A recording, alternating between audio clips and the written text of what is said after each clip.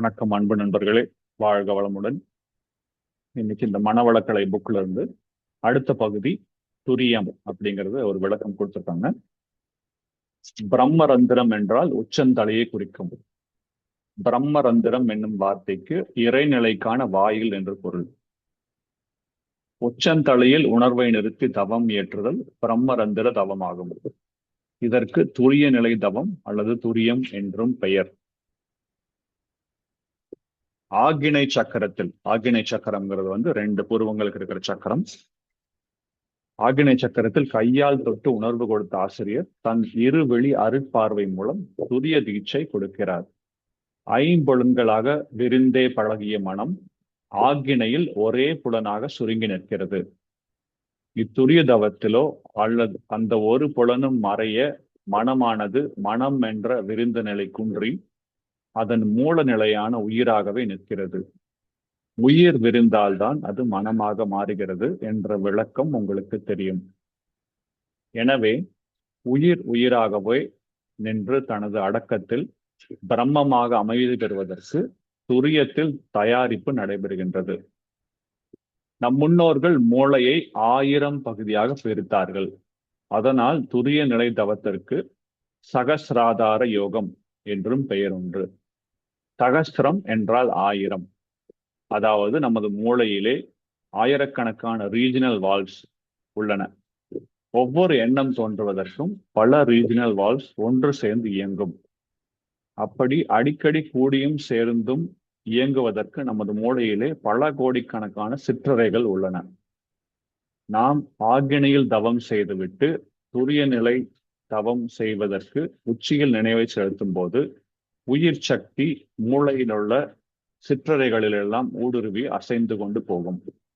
அந்த ஓட்டம் இனிமையான ஓட்டமாக ஒவ்வொரு இடத்திலேயும் அது புகுந்து புகுந்து வருவதற்காக ஒவ்வொருவருக்கும் ஒவ்வொரு விதமான உணர்வாக இருக்கும்.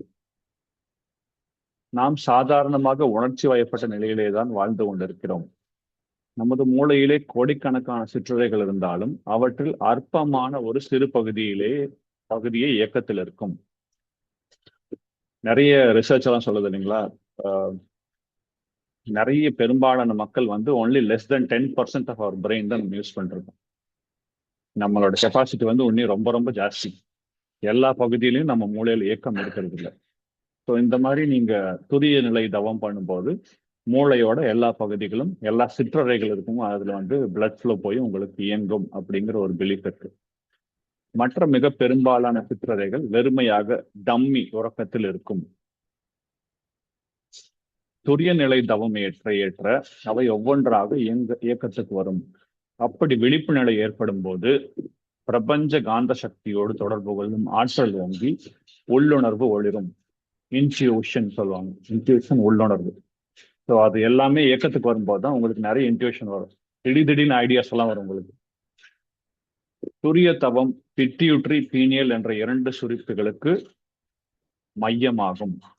உடலுக்கு மாஸ்டர் கிளாண்ட் என்று சொல்லக்கூடிய பிட்யூட்ரி சுரப்பியும் மனதுக்கு மாஸ்டர் கிளாண்ட் என்று சொல்லக்கூடிய பீனியல் சுரப்பியும் கட்டுப்படுத்தி நம் வசப்படுத்தி இயக்கக்கூடிய இடமாக துரிய தவம் அமையும். ஆன்மா தனது பழிச்செயல் பதிவுகளிலிருந்து தூய்மை பெற்ற ஏற்றதோர் பயிற்சி துரிய நிலை யோகமாகும். துரிய நிலை தவம் நடுமனதில் நின்று ஆற்றப்படுவது. எனவே மனதின் விரியும் தன்மை தவத்தால் கூடுகிறது. நாம் என்னும் உயரிய எண்ணம் பல பேர் உள்ளத்தில் பிரதிபலிக்கும். நான் கொடுக்கும் சங்கற்பங்களும் வாழ்த்துக்களும் நன்கு செயலாகும். மனதிற்கு வேகம், நுட்பம், எளிதில் உணர்ச்சி வயப்படா நிலை போன்றவை கிடைக்கும். எமோஷனல் கண்ட்ரோல் உங்களுக்கு வரும். திடீர்னு கோவப்பட மாட்டீங்க. எண்ணத்தை ஆராயவும் அகத்தாய்வு இன்ட்ரோஸ்பெக்ஷன் செய்யவும் கவலைகளை ஆராய்ந்து ஒழிக்கவும் துரிய நிலை தவமே பெரிதும் துணையாக இருக்கும். நமது குண்டலினி யோகத்தில் துரிய நிலை தவம் மிகவும் முக்கியமானது. துரிய நிலை தவத்தால் தான் நடுமனம் புறமனதை முழுமையாக வெற்றி கொள்கிறது. ஸோ இது துரியாதீத தவம்னு இருக்கு. அதை பத்தி நாளைக்கு பார்ப்போம். So thank you so much for patient listening. Have a wonderful day. God bless you all. வாழ்க வளமுடன்.